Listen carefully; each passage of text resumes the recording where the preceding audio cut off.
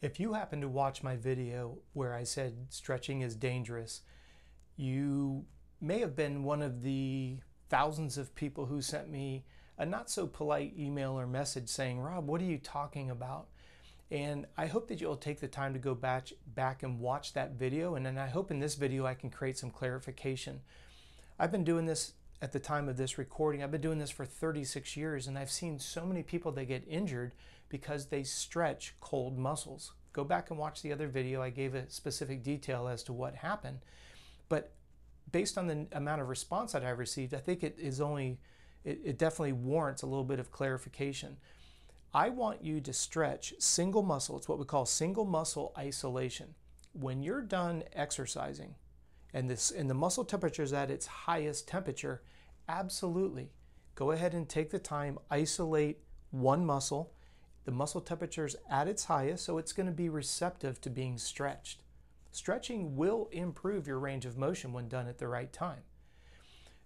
For this video here, if you've watched the first one, this would be kind of a second step, so make sure that you go back and watch the first one if you're watching them out of order. You've gone and you've exercised, raced, your muscle temperature is at the highest. This is when you want to also implement dynamic movements, because through your repetition of athletics, the muscle is going to shorten based on the length of use.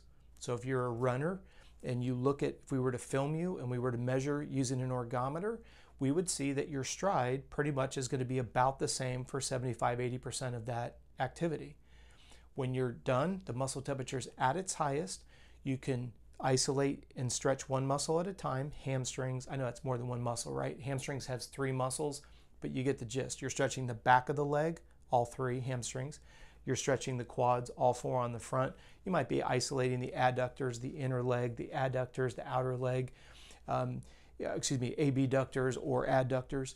The idea is you're only asking those muscles to elongate after the temperature is at its highest, then do dynamic movements. That's going to open up the range of, now you're not throwing it around. You're not, I always use the analogy, you're not trying to kick a football through the uprights.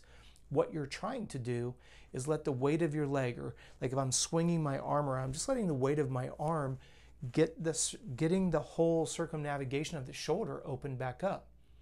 I'm trying to get the tissue, because the muscle starts to get into a familiar range. If you're a runner, next time you're out running and you're 30–40 minutes into your run, stop literally for 30 seconds.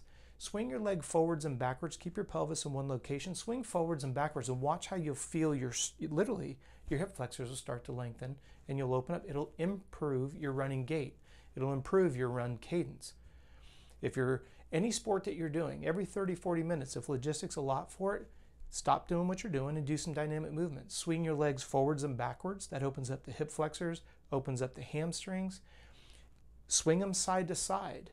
You'd be surprised how much limitation most of us have in our hips when we come medially or laterally, inward or outward.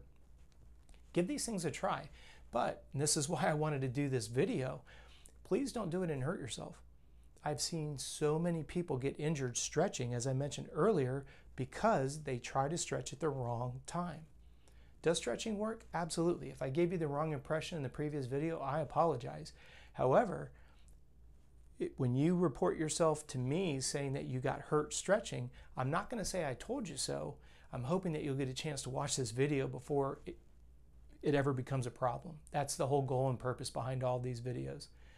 So thank you for the messages. I have thick skin. If you disagree with me, please don't hesitate.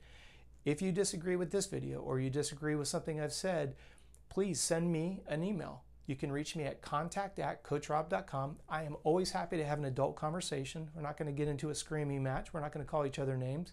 But I always want you to have a better understanding of the bigger picture. If you want to leave me a message below, I'll do my best to get back to those as well. Most importantly, thank you for listening. Thank you for watching. Thank you for continuing to send in your questions and your frustrations, and we'll make sure that these videos keep coming your way. Thanks again for watching.